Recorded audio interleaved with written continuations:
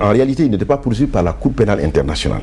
Charles Taylor est poursuivi sur la base du statut pour des raisons de sécurité, parce que Mme Johnson Helen Sirleaf ne voulait pas que le procès ait lieu à côté, que ceci, les partisans... C'est la perception, car l'opinion de cela... Voilà, l'opinion pense que c'est la Cour pénale internationale. Alors que ça, cette fois-ci, c'est un procès qui aurait dû se passer en Sierra Leone. Et il a été seulement délocalisé. Il aurait pu ne pas se passer là-bas si les États africains l'avaient voulu. Mais en ce qui concerne aussi la critique qui est faite, elle n'est pas dénuée donc de fondement. Parce que tous ceux qui sont devant la Cour pénale internationale à l'heure actuelle sont des Africains. Et seulement ce que je vous l'ai dit, mais ce sont aussi des chefs d'État africains qui ont saisi la Cour pénale internationale pour dire sur la base de l'article 17 du statut de Rome qui n'ont ni la capacité ni la volonté de juger. C'est le cas de Jean-Pierre Bemba, dans le cadre de ce qui s'est passé, des crimes et la tentative de coup d'État qui a eu lieu en 2002 en Centrafrique. Mais c'est le cas aussi des Ougandais qui font l'objet de mandat d'arrêt avec Joseph Kony au nord. Ça, c'est aussi le cas en ce qui concerne aussi toujours la République démocratique du Congo, ceux qu'on a connus et qui sont partis au niveau donc de la Cour pénale internationale, Thomas Lubanga et autres. Ça, c'est eux. Moi, je dis qu'il faut changer ce paradigme. C'est la raison pour laquelle il faut renforcer l'indépendance de la justice dans nos pays, de manière à ce que les poursuites puissent se faire de façon impartiale. Mais l'autre question que vous posez, c'est en ce qui concerne l'attitude des autorités malawites. C'est qu'il faut préciser que tous ceux qui ont ratifié le statut de Rome, ils sont près de 33 sur 54 États africains. Ce qui veut dire que l'Afrique n'est pas contre la Cour pénale internationale. Parce que vous vous rappelez, à la conférence diplomatique de Rome, toute l'Afrique y était, la quasi-totalité des États. Le 17 juillet, donc, 98, alors la quasi-totalité des États ont signé le statut de Rome et beaucoup plus tard l'ont ratifié. Le Sénégal ayant été le premier pays du temps d'Abdou Diouf à ratifier ce statut pour montrer que l'Afrique aussi était décidée à lutter contre l'impunité. Alors, ce qu'il faut retenir, c'est qu'en ce qui concerne le Malawi, la Cour n'a pas d'armée. La Cour pénale internationale n'a pas de police. Lorsque il y a des décisions de justice, elle requiert la coopération des États oui. Sur la base de l'article 98, amener ces États à coopérer de manière à livrer ceux qui sont là. C'est le cas de Omar Béchir. Après sa condamnation le 4 mars 2009, on requérait non seulement la coopération de l'État du Soudan, mais la coopération de tous les États du monde qui sont membres du Conseil de sécurité, qui sont membres de l'ONU, parce que c'est le Conseil de sécurité qui avait déféré cette situation devant la Cour pénale internationale. Mais le Malawi refuse aujourd'hui. Mais pourquoi? Parce qu'il y a eu, vous vous rappelez, il y a 2 ans, une réunion avait eu lieu. Et au cours de cette réunion, les conséquences, c'est que les États occidentaux ont eu à prendre des sanctions contre le Malawi. Et cette fois-ci, les autorités malawites estiment qu'il ne sera pas question, puisque l'État a ratifié le statut de Rome, il va exécuter son obligation internationale, à savoir le mandat d'arrêt contre Omar el-Béchir. Donc, face à cette situation, l'OUA a décidé de délocaliser sa réunion, donc cette conférence des chefs d'État et des chefs de gouvernement qui va avoir lieu au niveau Addis Abeba. Est-ce que la perception que l'opinion publique a de la Cour pénale internationale ne complique pas davantage le travail de la procureure Fatou Bensouda qui va prendre fonction le 16 juin oui. de ce mois? Cette perception est que c'est une justice qui est partiale et une justice qui est injuste et non équitable. Je pense que Luis Moreno Ocampo exerçait ses fonctions de procureur pendant 9 ans. Et malheureusement, cette impression-là est une impression qui formellement paraît être justifiée, d'autant que toutes les poursuites, tous les mandats d'arrêt qui ont été à ce jour émis, ont été émis à l'encontre des Africains. On peut donc dire que cette Cour apparaît être contre l'Afrique. Même si, comme bémol, je disais, beaucoup de crimes ont eu lieu en cette période, parce que cette période a correspondu à des conflits d'une rare violence qui ont entraîné des violations massives des droits de l'homme. Je pense que Fatou Bensouda aura à rééquilibrer ses poursuites, faire en sorte que les crimes qui ont été connus, par exemple dans les crises en Irak, en Afghanistan, donc en Colombie, et donc aussi dans la crise israélo-palestinienne, que l'on puisse prendre compte de cela, pour qu'il y ait d'autres dirigeants, d'autres continents, d'autres ressortissants, d'autres continents qui soient là, de manière à ce qu'on sache que cette Cour a un caractère international et aussi une vision universaliste de la justice, et qu'elle ne serait tout simplement se confiner à ce qui peut être des poursuites contre l'Afrique et ce qui justifierait les critiques d'impérialisme judiciaire ou d'un outil de répression judiciaire qui est entre les mains de l'Occident pour punir les chefs d'État récalcitrants.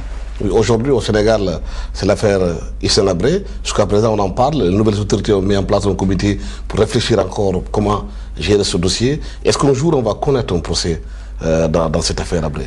Il y a eu beaucoup de rebondissements dans ce procès.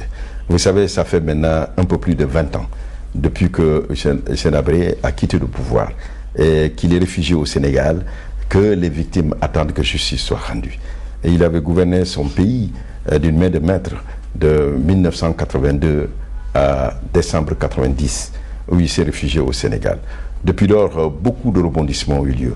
Il y a eu énormément d'espoir pour ces victimes.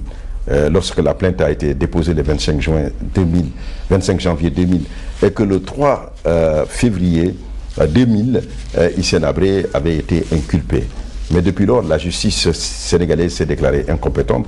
Plusieurs rebondissements, malgré que l'Union africaine avait demandé au Sénégal de juger au nom de l'Afrique, Hissène Habré, cela n'a pas encore eu lieu. Les nouvelles autorités disent aujourd'hui qu'il va falloir faire quelque chose après la décision quand même de la Cour de justice de la Cour de justice de la CEDEAO, qui avait demandé que ce soit dans le cadre d'un tribunal, d'une sorte de cour, d'une juridiction ad hoc pour juger Hissène Habré. Je pense que les négociations avaient beaucoup avancé parce que le nerf de la guerre, c'est l'argent. Et cela semble avoir été trouvé. Alors, je pense qu'aujourd'hui, une solution doit être trouvée.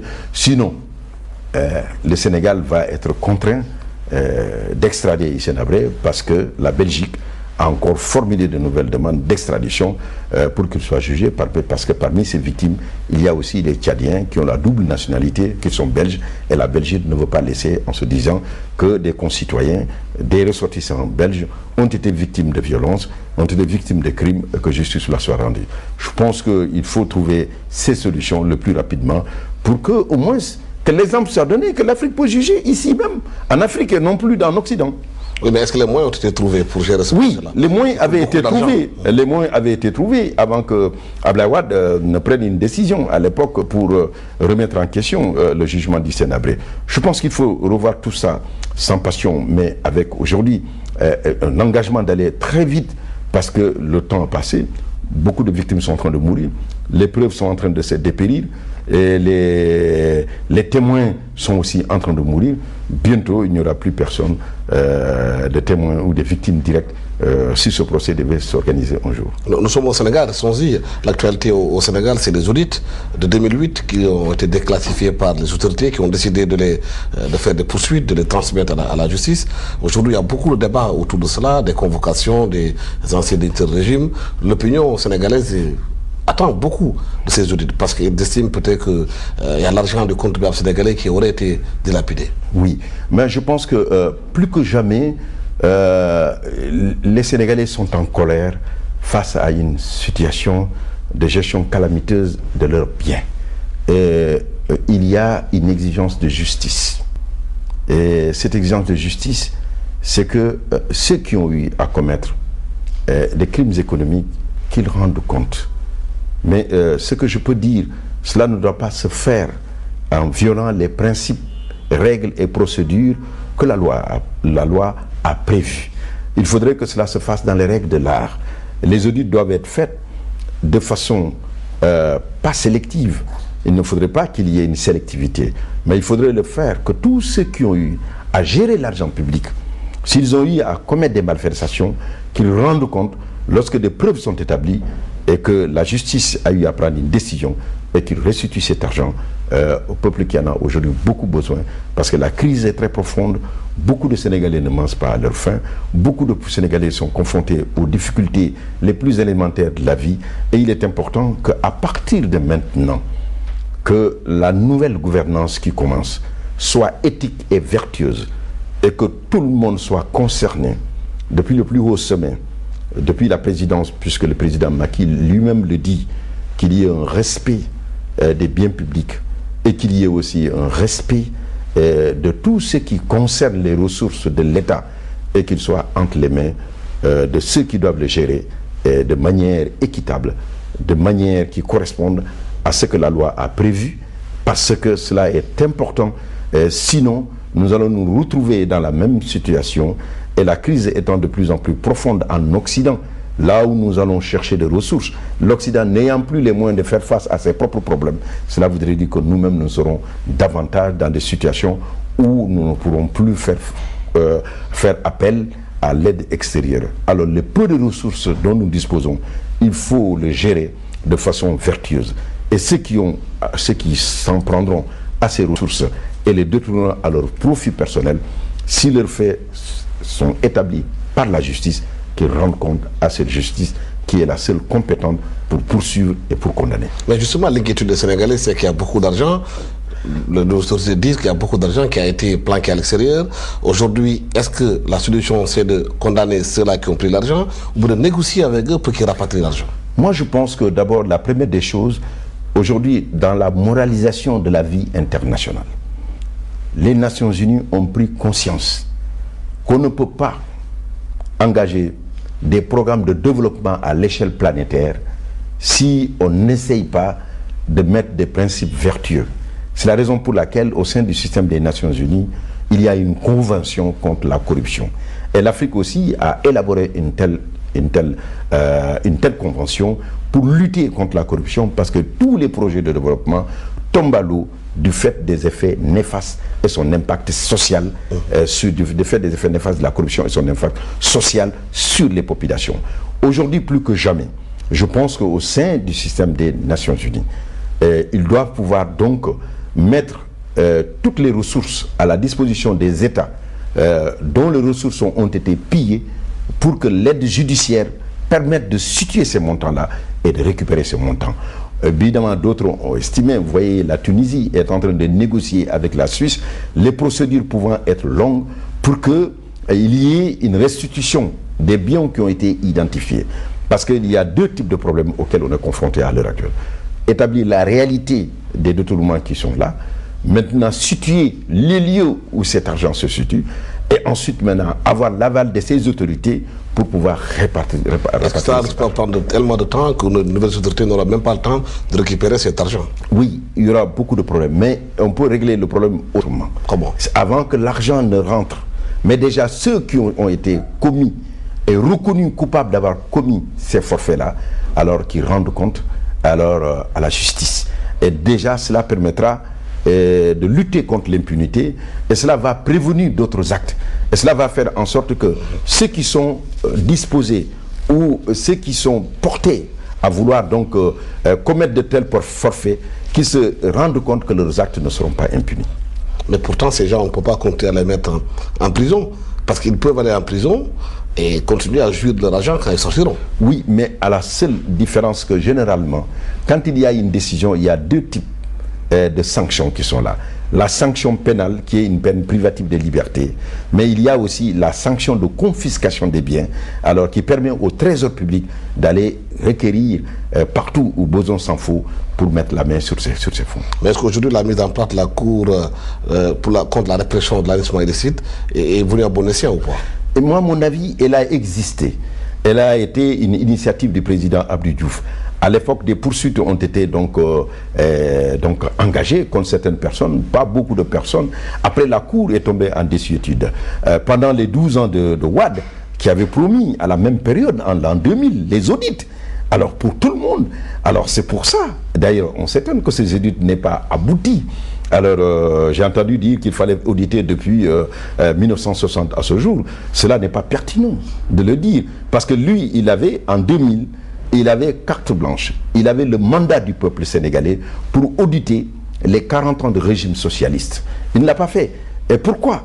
Parce que des considérations politiques, des contingences politiques ont empêché que des audits soient menés jusqu'à leur terme, parce que ceux qui étaient menacés, ceux qui étaient soupçonnés, ont tout simplement quitté les prairies vertes pour aller vers les prairies bleues, si elles existent. Mais en tout cas, la transhumance a été un obstacle à ces auditions et donc par conséquent à ce qui aurait pu peut-être aboutir à la restitution de certains fonds ou à tout le moins à l'arrestation et à la probable condamnation de ceux qui semblaient être présumés responsables de violations des biens du peuple sénégalais. Mais pourtant on parle de transhumance avec les nouvelles autorités. Est-ce que vous ne serez pas aujourd'hui retomber dans le même travers? Et je pense que le président Macky Sall a beaucoup parlé de moralisation de la vie politique et de gouvernance vertueuse. Et cela aussi va de pair avec tout cela. Je pense qu'il est important que l'on puisse avoir en mémoire que si l'on veut changer, il faut se dire que l'on n'a pas seulement pour souci de préserver ceux qui viennent et qui émigrent dans votre camp. Il faut avoir pour souci tout simplement qu'il faut lutter contre l'impunité, lutter contre l'injustice pour ne pas aggraver le sentiment de frustration et la volonté de vengeance des Sénégalais. Parce que, vous savez, quand la justice passe, c'est une façon de stabiliser et de pacifier la société. Parce qu'on empêche des groupes d'individus de se rendre justice eux-mêmes. Et parce que le système judiciaire, c'est un système qui doit précisément permettre la pacification des conflits. Et il importe que ce système judiciaire soit performant, crédible, indépendant, ayant la capacité de pouvoir rendre la justice sans crainte. C'est pour ça qu'il faut des magistrats libres, indépendants, avec des greffiers qui sont aussi protégés et l'ensemble de la compagnie judiciaire, qu'ils puissent poursuivre en se disant tout simplement que la loi est égale pour tous, selon que l'on soit puissant ou que l'on soit faible, et qu'elle peut donc tout simplement prendre les décisions qu'il faut, même si alors on a un certain rang. Il faut prêcher par l'exemple. Et c'est en cela que le président Macky Sall sera jugé, que les nouvelles autorités seront jugées. La preuve par l'exemple, la preuve par l'acte, la preuve par la parole, mais la parole suivie d'acte. Un acte qui peut maintenant convaincre les Sénégalais que quelque chose a changé. Que le nouveau paradigme, c'est de lutter contre l'injustice. Que le nouveau paradigme, c'est d'assurer un partage équitable des ressources des Sénégalais. Que le nouveau paradigme, que les Sénégalais peuvent s'exprimer et qui peuvent continuer aujourd'hui à exercer un contrôle sur l'action gouvernementale, sur l'utilisation des finances de l'État, et que cela doit être fait à bon escient, parce que les ressources sont très rares, elles seront de plus en plus rares, et il faudrait que ces ressources servent aux gens à se soigner, à manger, à vivre en paix, à avoir un toit. Maître Sidiki Kaba, merci infiniment d'avoir été avec nous dans Questions Directes. Merci à toute l'équipe technique de la TFM. Merci d'avoir été avec nous.